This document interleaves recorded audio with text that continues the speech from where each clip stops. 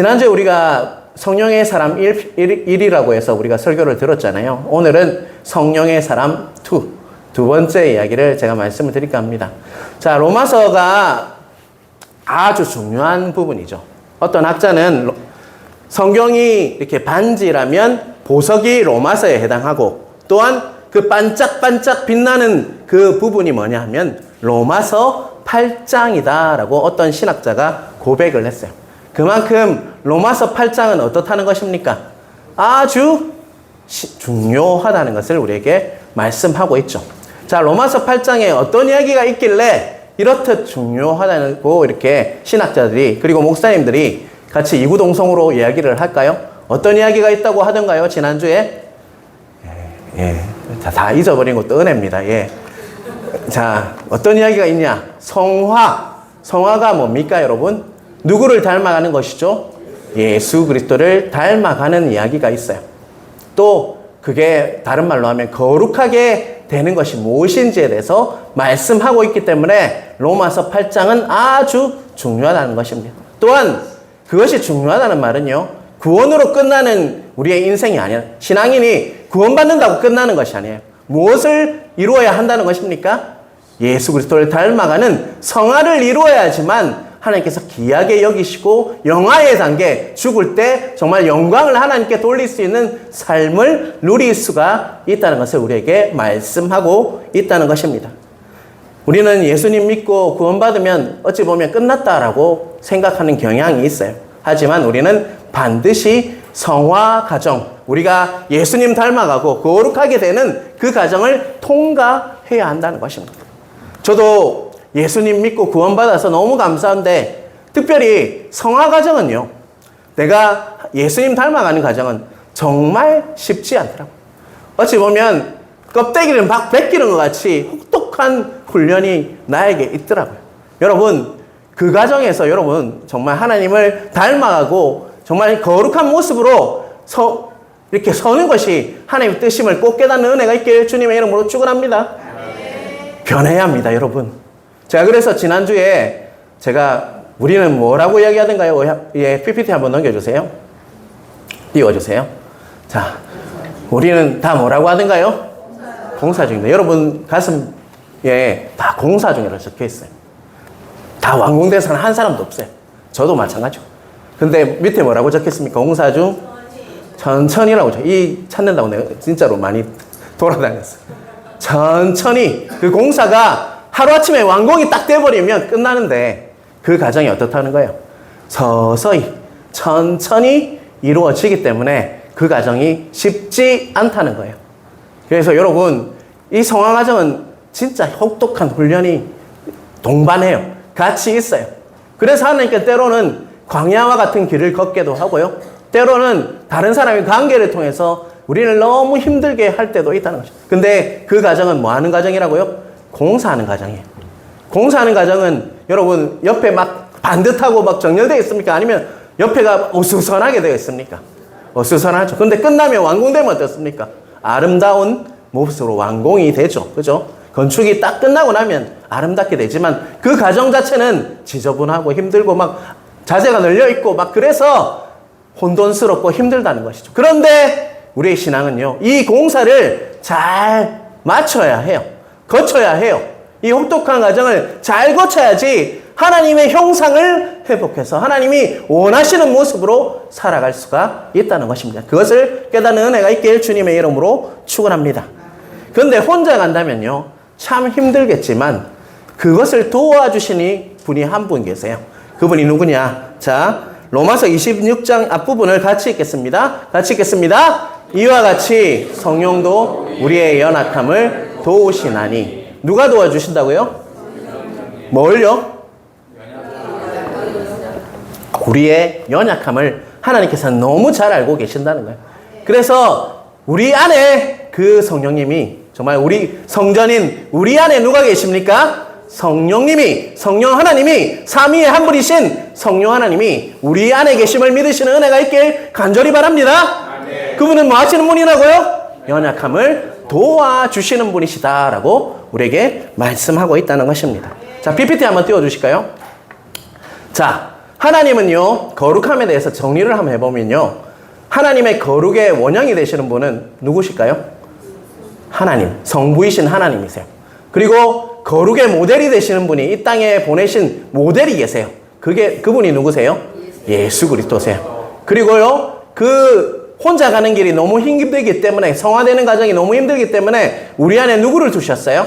성령님을 보내셔서 거룩으로 견인하게 하는 거예요. 여기서 견인한다는 말은 차량을 견인당한 분도 있으시죠, 여러분요? 저 부산에 있을 때 견인당한 적이 있어요. 그렇듯이 강한 걸로 끌어서 간다는 말과 비슷합니다. 하지만 견인이라는 말에는요, 어떤 말이 포함되어 다른 의미는 뭐냐면, 다른 그 차량의 견인하고 비슷한 말이지만 다른 게 있어요. 그 안에는 인내라는 것이 포함되어 있습니다.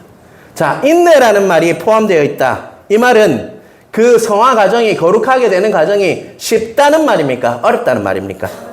어렵다는 것이죠. 쉬운 것이 아니고 어렵고, 또한 하루아침에 되는 것이 아니라요, 정말 혹독한 과정을 겪어야지만 우리가 거룩한 모습으로, 성화된 모습으로 살 수가 있다라고 성경은 우리에게 말씀하고 있다는 것입니다. 마치 그래서 성화는요, 성령님께서 고장난 차를 견인하듯이 우리를 거룩해지도록, 성화의 모습이 이루도록 우리를 이끌어 가준다. 넉넉히 이끌어가는 과정이 바로 거룩이고 성화되는 과정임을 꼭 이해하시는 은혜가 있길 주님의 이름으로 축원합니다. 우리가 성화를 이루기까지는요, 또 우리가 거룩을 이루기까지는, 예수님을 닮아가기까지에는요, 인내하고 인내하면서 성령님께서 견인하심을 믿으시고 따라가는 길이 바로 성화의 과정임을 꼭 기억하시는 여러분 되시길 주님의 이름으로 축원합니다. 자, 요한복음 14장 16절 우리 한번 띄워주세요. 같이 읽겠습니다.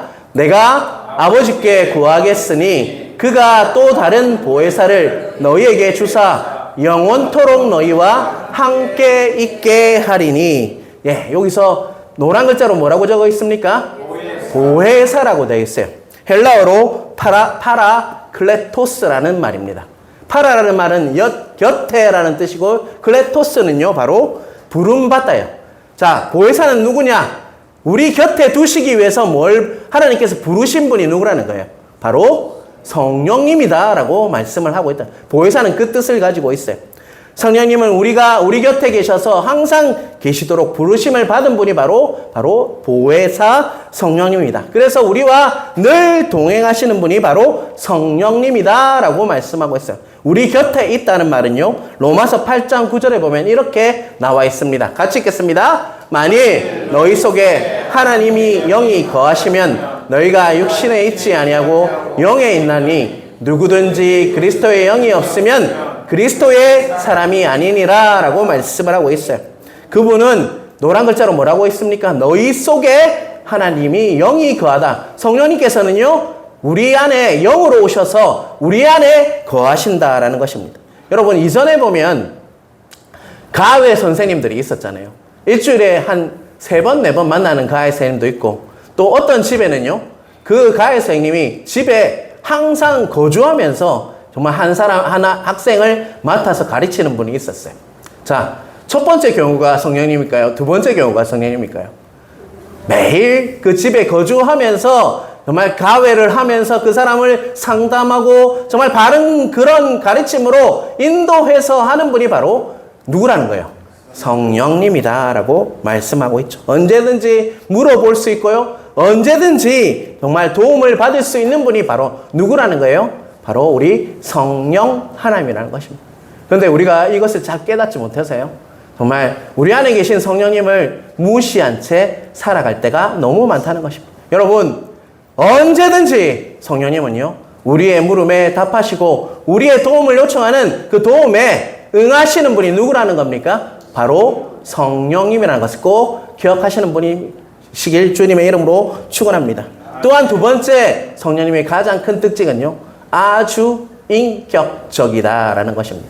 인격적인 하나님이란 말은요, 자, 인격적이란 말 안에는 지정이, 우리의 정말 모든 부분, 이런 부분을 다 알고 지성, 감성, 의지 등을 다 알고 계셔서요, 우리와 함께 교제함으로, 근데 성령님은 절대로 우리에게 억압하거나 억지로 하거나 강압하지 않습니다.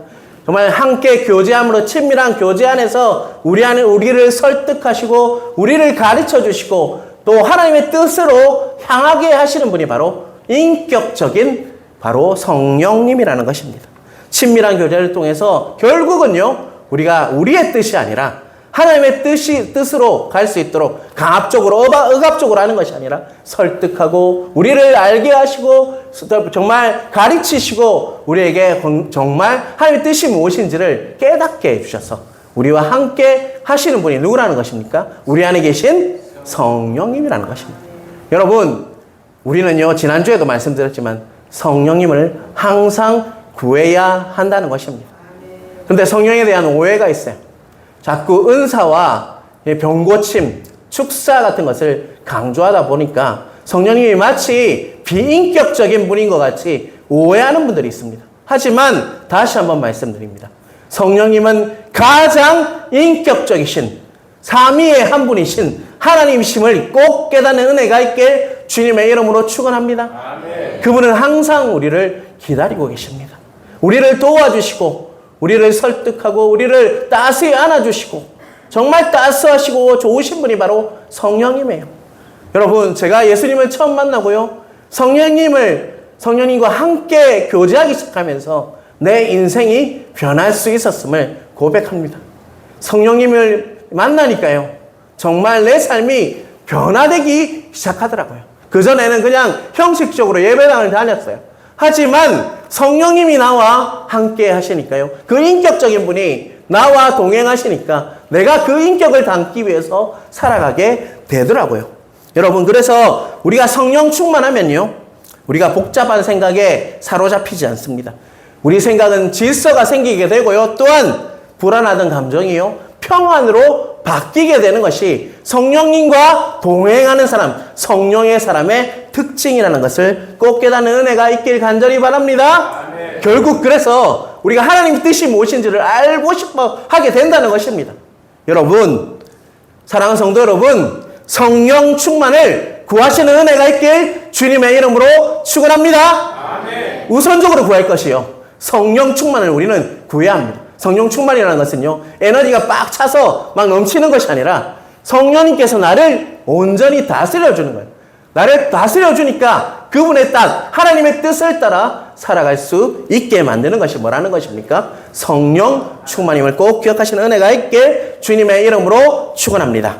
자, 28절을 이 성령님과 관계가 있는 말씀이에요. 자, 28절을 큰 목소리로 다시 한번 읽겠습니다.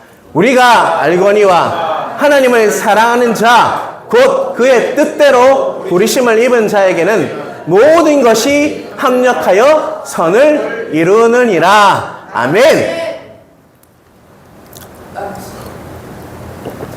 자, 여러분, 이 말씀 좋아하는 말씀입니까? 싫어하는 말씀입니까? 여러분? 너무 많은 사람들이 정말 좋아하는 말씀, 또 집에 가면 이렇게 많이 붙여놓았던 말씀이죠. 그죠? 아마 말씀의 명예 전당이 있다면 아마 이 말씀이 몇 번째 랭킹에 들어갈 것 같아요. 우리가 알거니와 하나님을 사랑하는 자, 곧 그의 뜻대로 부르심을 입은 자에게는 모든 것이 합력하여 선을 이루느니라. 아멘. 이 말씀은요, 가장 좋아하는 구절이기도 하지만요, 가장 오해가 많은 구절이기도 하라는 것을 꼭 기억하시길 바랍니다. 어떻게 오해하냐면, 예수 믿는 사람들은 이래도 저래도 다 잘 된다 라고 이해하시는 분들이 있다는 거예요. 결국은 만사형통하게 되어 있다, 걱정할 필요가 없다 라고 받아들이는 경향이 있다는 것입니다. 우리의 실수와 연약함이 있어요. 그것에 탄식하는 것을 정말 잊어버린 채 그냥 이래도 저래도 만사형통하게 될 거다라고 받아들이며 이 말씀을 취하는 경우가 있다는 것입니다. 그런데요, 이 말씀에 정말 전제가 있다는 거 꼭 기억하시는 여러분 되시길 간직 정말 여러분 기억하십시오. 좀 이따 그것을 말씀하실 건데요, 제가 예를 하나 들어보겠습니다. 두 권사님들이 동창 모임을 했어요. 서로 이렇게 아는 총각이 있고 또 자매가 있어서, 처녀가 있어서 이렇게 중매를 하기로 결정을 했습니다. 한 그 총각은요, 시골에 살아요. 뭐 청도에 살겠죠. 또 한 사람은, 그 자매는요, 처녀는 바로 서울에 살고 있어요. 그런데 정말 한 그 권사님이 그 자매를 소개하기로 한 그 권사님이 그 중매 약속을 까맣게 잊어버렸어요. 그래서 그 총각이 청도에서 정말 기차를 2번이나 타고 올라갔는데도 그 약속 자리에 갔다가 정말 어떻게 됐을까요? 바람을 맞고 말았어요. 그런데 그 서울에서 소개해 주기로 한 그 권사님이요, 이렇게 이야기합니다. 괜찮다. 둘이 만나지 않은 것도 하나님의 뜻이니까 또 더 좋은 사람 만나라고 하는 거겠지. 왜냐하면 하나님은 합력하여 선을 이루시는 분이니까. 맞는 적용일까요, 여러분? 자신의 실수를 그냥 간과하고 그냥 하나님 오신 분이니까 이래도 저래도 만사형통하니까 더 좋은 자매 만나라고 그렇게 하는 거야 라고 하는 거는 옳은 적용이 아니라는 것입니다. 또한 어떤 분은요, 어떤 자매의 재산이 너무 많은 자매가 하나 있었어요. 자신의 아들을 그런데 그 단점이 뭔지 하면 예수님을 믿지 않는 그런 자매였어요. 그런데 그 자매가 뭘 가지고 있다? 그 집안이 뭐가 있다고요? 재산이 너무 많아요. 그러다 보니까 아들이 예수 믿는데도 불구하고 그 자매와 결혼을 시켰어요.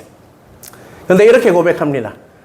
우리 아들이 그 자매 때문에 고생을 하다가 예수님을 더 잘 믿게 되겠지.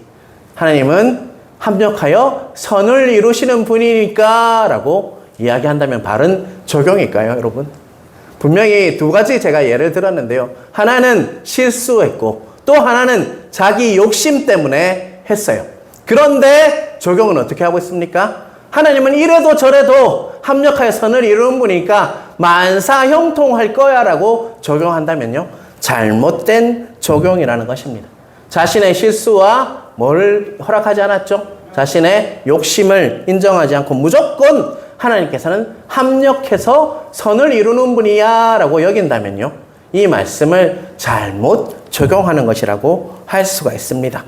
자, 28절을 다시 한번 제가 읽겠습니다. 우리가 알거니와 하나님을 사랑하는 자 곧 그의 뜻대로 부르심을 입은 자들에게는 모든 것이 합력하여 선을 이루느니라. 자, 28절 말씀에 전제 조건이 있다는 거 여러분 보이십니까? 자, 하나님께서 합력하여 선을 이루기 위해서 두 사람을 지정하고 있어요. 첫 번째는 뭡니까?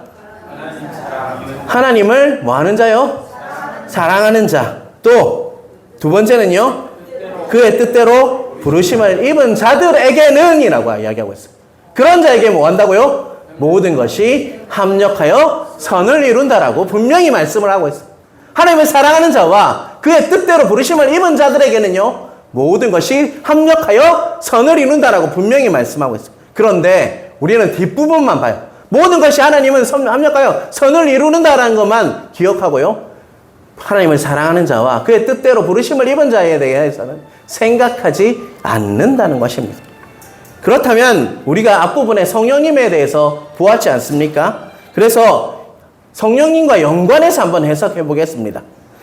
하나님을 사랑하는 자, 또 그리고 하나님의 뜻대로 부르심을 입은 자는 어떤 사람이냐 하면요, 바로 성화의 혹독한 과정이 있음에도 불구하고 하나님께서 나를 견인해 주셔서 정말 하나님께서는 하나님의 뜻을 이루는 길로 나를 가게 할 거야 라고 믿는 사람, 성령님께서 나를 견인해 주셔서 이 혹독한 과정이 있을지라도 하나님께서는 나를 견인하셔서 나를 이끄셔서 하나님의 뜻을 따라 사는 자로 서게 할 거야 믿는 그 사람에게 정말 하나님께서는 합력하여 선을 이루는, 모든 것이 합력하여 선을 이루는 일을 이루신다는 것입니다. 또한 세상을 사랑하지 않고요, 하나님을 뜨겁게 사랑하는 자에게도요, 무엇을 주실까요? 모든 것이 합력하여 선을 이루는 것을 우리에게 주신다는 것이죠. 또 내 뜻이 아니라 누구의 뜻을 그 사람은 구할까요? 하나님의 뜻을 구함으로 성령님의 그 도우심을 입어서 하나님의 뜻을 방향으로 가는 자에게 무엇을 이루신다고요? 모든 것이 합력하여 선을 이루는 것을 우리에게 보게 하신다는 것입니다. 세상의 욕정을 따라 살아가는 사람이 아니라요, 성령의 감동을 따라서 사는 그 자에게 무엇을 허락하신다고요? 모든 것이 합력하여 선을 이루는 것을 보게 할 것이다라고 우리에게 말씀하고 있음을 꼭 깨달으시는 은혜가 있길 주님의 이름으로 축원합니다. 제가 한 세 가지를 제가 말씀드렸는데요. 한마디로 하면요. 이 자를 오늘 제목과 관계가 있습니다. 어떤 자인 것 같습니까? 성령의 사람에게 바로 모든 것이 합력하여 선을 이루시는 은혜를 허락하신다라고 바로 롬 8:28 바로 로마서 8장 28절은 우리에게 말씀하고 있다는 것입니다. 롬 8:28 그 말씀은 우리에게 그렇게 말씀하고 있다는 것입니다. 아멘. 여러분 그러한 은혜가 여러분 위에 임하길 주님의 이름으로 축원합니다. 아멘. 아멘이십니까? 아멘. 자, 시편 34편 8절을 우리 함께 보겠습니다. 같이 읽겠습니다. 너희는 여호와의 선하심을 맛보아 알지어다. 자, 왜 하나님께서 말씀하시죠? 여호와의 선하심을 어떻게 하라고요? 맛보아 알지어다. 자, 여러분 어떻게 하면 여호와의 선하심을 맛보아 알 수 있을까요? 맛보아 알 수 있으려면 어떻게 할까요? 우리가 고기도 먹어본 사람이 어떻게 합니까? 잘 먹죠. 우리가 성령님과 동행하면서 정말 하나님의 선하심을 계속 체험해야지만 우리가 여호와의 선하심이 어떤 것인지 맛보아 알 수가 있다는 것입니다. 성령의 사람에게는요 그러한 일이 일어난다는 것이죠. 성령님을 의지하고 여호와의 선하심을 맛보아 알게 되는 일들이 일어난다는 것. 계속적으로 맛보아 알다 보니까 어떤 일이 일어나도 두렵지 않게 된다는 것입니다. 제가 처음에 선교사로 모로코라는 이슬람 지역 그 카사브랑카에 갔을 때 정말 많은 시행착오를 했습니다. 처음에는 돈도 없었고요. 음식 때문에 너무 힘들었어요. 먹었다 하면 화장실을 가야 됐어요. 물갈이라고 하죠. 그리고 또 차를 타도 어떻게 타야 되는지를 잘 몰랐고요. 또 어떻게 택시를 타야 되는지, 또 어떻게 생활할지를 너무 몰랐어요. 그런데 기도하면서 정말 하다 보니까 어떻게 하는지를 알게 됐어요. 그러니까 그곳에 사는 것이 너무 쉬워졌어요. 이와 마찬가지입니다.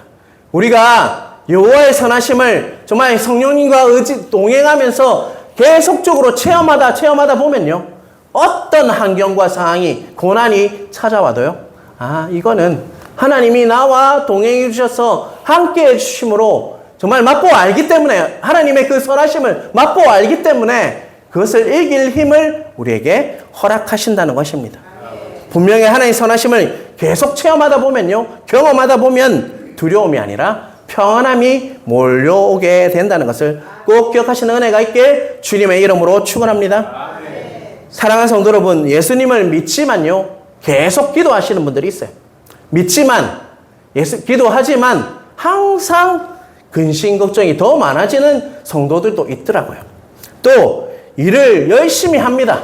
열심히 하는데 또 공부를 열심히 하는데 늘 두렵고 근심 걱정을 하는 사람들이 또 있더라고요. 학생들도 그런 사람들이 있더라고요.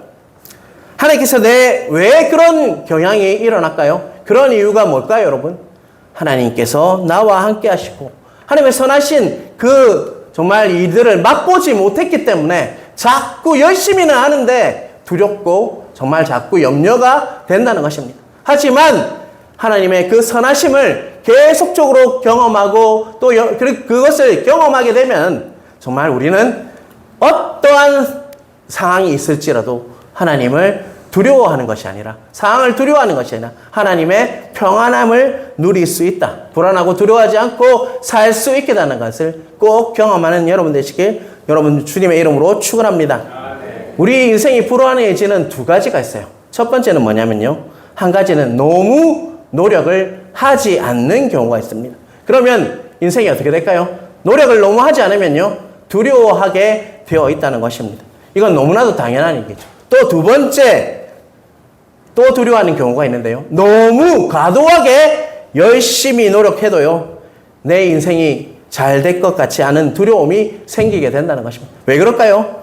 왜냐하면 내가 이렇게까지 열심히 노력했는데 이 일이 그렇게 걸어지게 되면 어떨까? 이 일이 안 되면 어떨까? 그런 염려와 걱정이 밀려오기 때문에 너무 과도하게 열심히 하다 보니까 도리어 이 일이 그렇지 내가 이렇게 열심히 했는데 안 되면 어떻게 하지라는 염려가 생길 때가 있다는 것입니다.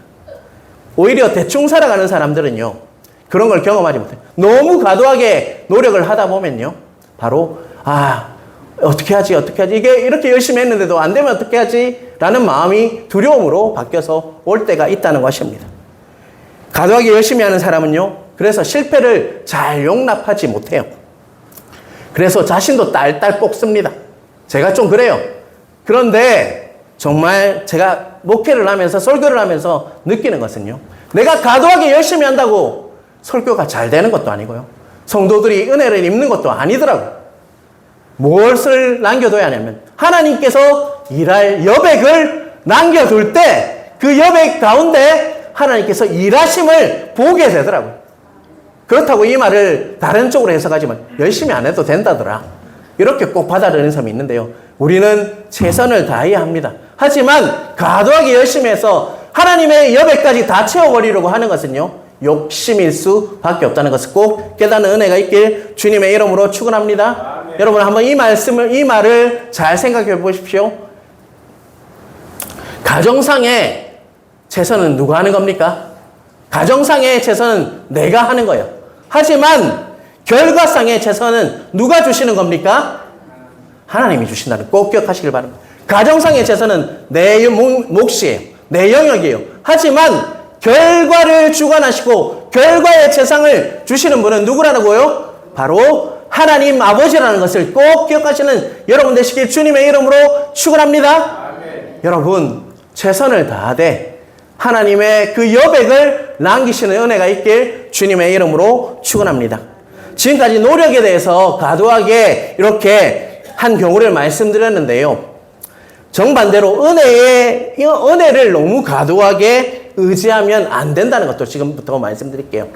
자, 은혜라는 것은요, 하나님이 참된 은혜를 주실 때는요, 우리가 나태할 수가 없다는 거예요. 또한 하나님께 주신 진짜 은혜는 결코 우리를 무책임하게 만들지 않습니다. 진짜 하나님의 은혜는요, 우리를 나태하게 만들지도 않고요, 우리를 무책임하게도 만들지 않아요. 진짜 은혜를 주시면요, 어떤 마음이 드냐면, 내가 노력은 이까지 하면 되고 하나님이 주실 그 여백에 정말 하나님이 채워주실 은혜가 있다는 것을 인정하게 돼요. 진짜 은혜를 값싸게 받다 보니까 그냥 이거만 은혜 받으면 되지 뭐, 내가 대충 해도 하나님 은혜 주실 건데, 이렇게 하면 안 된다는 거예요. 우리는 직장에 있건 정말 우리가 학생이면 최선을 다해요. 그리고 목사라면 설교를 최선을 다해서 준비해야 합니다. 하지만 과도하게 은혜를 맹신해서 하나님께서 주실 그 영역까지 침범해서요, 그것을 채워버리면 은혜를 주시는 것이 아니라 도리어 우리의 욕심으로 인해서 일을 거르치게 된다는 것을 꼭 기억하시는 은혜가 있길 간절히 바랍니다. 하나님께서 합력해서 선을 이루시는 분이시고요, 우리에게는요 정말 최상의 결과를 주실 분은 바로 하나님이시라는 것을 꼭 기억하시는 은혜가 있길 주님의 이름으로 축원합니다. 자, 29절 30절 같이 읽겠습니다. 하나님이 미리 아신 자들을 또한 그 아들의 형상을 본받게 하기 위하여 미리 정하셨으니 이는 그로 많은 형제 중에서 맏아들이 되게 하려 하심이라. 또 미리 정하신 그들을 또한 부르시고 부르신 그들을 또한 의롭다 하시고 의롭다 하신 그들을 또한 영화롭게 하셨느니라. 자, 여기 보면 노란색으로 칠한 것들이요, 구원의 그 여정과 관계가 있어요. 우리 한번 띄워주시겠어요? 자, 구원의 서정 9단계가 있습니다. 첫 번째는 부르심이에요. 하나님께서는 그 미리 아시고 미리 정하시고요, 우리를 부르셨어요. 미리 그거를 작정이라고 하는데 뭐 신학적인 용어니까 어려우니까 그 모든 부르심 안에는 하나님이 미리 아시고 우리라는 존재를 미리 아시고 또 미리 정하셨어요. 그래서 그 작정의 안에서 우리를 부르셨습니다. 그 부르심장에는 중생이라는 말이 나와 있죠. 거듭남이 일어나게 돼요. 그리고 거듭나니까 뭘 하게 돼요? 해결을 하게 됩니다. 그리고 신앙이 들어오게 되고요, 또 신앙이 들어오면요, 하나님께서 뭐라고 여겨주십니까? 의롭다 여겨주시게 돼요. 또 의롭다 여겨주신 자는 양자됨이 뭡니까? 하나님의 아들과 따로 삼아 주신다는 것이죠. 그리고 나서 지난주부터 보고 있는 성화의 단계에 이르게 돼요. 성화는 우리는 점점 예수 그리스도를 닮아가고 거룩하게 되는 과정이죠. 그리고 그 견인은요, 아까 제가 말씀드렸죠. 그 성령님께서 우리를 이끄셔서 그 성화의 과정을 우리가 혼자 힘드니까 성령님께서 이끄셔서 정말 영화의 단계에 이르도록 평생 우리를 혹독한 과정 속에서도 성령님을 의지하게 만드는 그 9가지 단계를 거치고 우리가 완전한 구원에 이르게 된다라고 말씀을 하고 있다는 것입니다. 여러분, 이것을 다 외울 필요는 없습니다. 하지만 그런 과정 가운데 있어요. 29절, 30절은요, 그 과정들을 우리에게 설명하고 있다는 것입니다. 하나님께서는 영원부터 영원까지 우리 전 인생을 알고 계시고 또 미리 정하시고 또 하나님께서 부르셔서 또 의롭다 여겨주시고 또 성화의 여정을 거쳐서 영화에 이르기까지 하나님께서는 뭐 하신다는 것입니까? 전 과정을 이끄셔서 완성시키는 분이 누굽니까? 하나님이시라는 거 꼭 기억하시길 바랍니다. 우리가 하는 게 아니에요, 여러분. 우리가 한 것은요, 이 자리에 있다 뿐이에요. 하지만 하나님께서는요, 정말 우리를 이끄시고 하나님의 그 주권 아래서 우리를 인도하신다는 것입니다. 하나님의 전체 계획 안에 우리가 있기 때문에 이것은 하나님께서 이루시는 것이다 라고 말씀을 하고 있다는 것입니다. 내가 이루는 것이 아니라 누구를 통해서 이루신다고요? 예수 그리스도, 하나님을 통해서, 성령님을 통해서, 삼위의 그 하나님을 통해서 우리의 구원을 이루어가고 계심을 믿으시는 은혜가 있길 간절히 바랍니다. 내 인생이 이렇게 부족해서 내가 죄가 많아서 과연 하나님의 자녀일까? 내가 천국 갈까? 그 영역은 우리가 하는 게 아니라 누가 하신다는 것입니까? 바로 하나님이 이루시고 계시다는 것을 믿으시는 여러분 되시길 간절히 바랍니다. 여러분 중에 아직도 예수님을 믿지 않는 분들은 예수를 믿으면요, 그 일이 부르심과 중생과 핵심과 믿음과 칭의와 양자됨과 성화와 견인과 영화가 하나님께서 이루어가시는 그 계획 안에서 이루어진다는 것입니다. 걱정할 필요가 없이 하나님을 의지하면 된다는 거예요. 우리는 딱 붙어 있으면 된다는 것입니다. 빌립보서 1장 6절을 같이 읽겠습니다. 너희 안에서 착한 일을 시작하신 이가 그리스도 예수의 날까지 이루실 줄을 우리는 확신하노라. 자, 사랑하는 성도 여러분, 우리 모두 한번 따라해 볼까요? 시작하신 그분이 완성하십니다. 시작하신 그분이 완성하십니다. 시작하신 그분이 완성하십니다. 그 시작하신 분이 누구십니까? 내가 시작했습니까, 여러분? 아니죠. 바로 하나님께서 시작하셨다는 것을 꼭 믿으시길 바랍니다. 하나님께서는 종국에 합력하여 선을 이루실 분이라는 것을 확신하시는 여러분 되시길 주님의 이름으로 축원합니다. 하나님께서 나의 인생을 끝까지 책임져 주실 분이라는 것을 정말 확신하시는 여러분 되시길 주님의 이름으로 축원합니다. 내 안에 정말 있는 인간적인 근심 걱정은 예수 그리스도의 이름으로 명하노니 다 떠나갈지어다. 떠나갈지어다.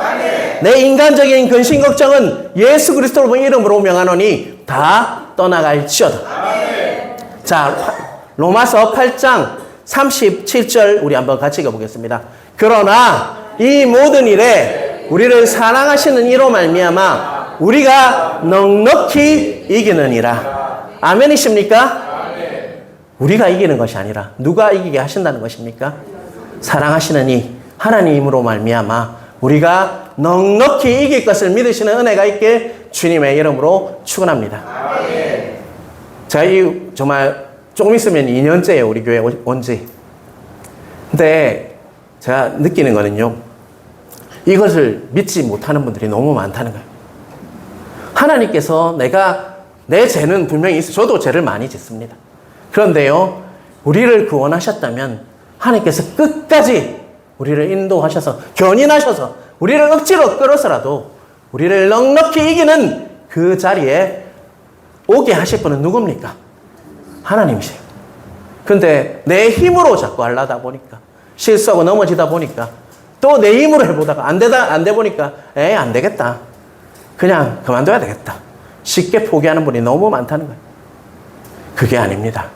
우리의 그 구원의 계획과 모든 일들은요, 하나님 안에 있음을 믿으시는 은혜가 있길 간절히 바랍니다.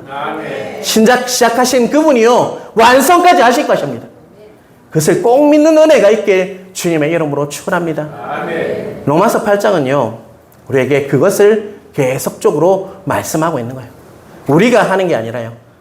우리가 하면 넘어지게 되어 있죠. 실수하게 되어 있죠. 하지만 하나님은 완벽하신 분이고 완전하신 분입니다. 우리가 해야 할 일은 뭘까요? 그분을 의지하는 겁니다. 그분을 따라가는 겁니다. 성령님을 우리의 삶에 정말 제우선순위로 섬기면서 그분과 교제함으로 내 뜻이 아니라 하나님의 뜻에 맞추는 것이 우리가 해야 할 힘을 깨닫는 은혜가 있길 주님의 이름으로 축원합니다. 아멘. 이 말씀 붙잡고요, 여러분. 이번 추석은요, 정말 가족들에게도 친척들에게도 예수님 믿어라 라고 전도하시고 그분이 정말 예수 믿어서 넉넉히 이기는 삶을 누리는 그런 은혜가 각 가정마다 일어나게 주님의 이름으로 축원합니다. 아멘. 말씀을 붙잡으십시오. 내 생각과 내 환경과 상황을 붙잡지 마시고요. 말씀을 붙잡으심으로 오늘도 이번 한 주도 우리 추석 기간도 승리하시는 여러분, 넉넉히 이기시는 여러분 되시길 주님의 이름으로 축원합니다. 아멘.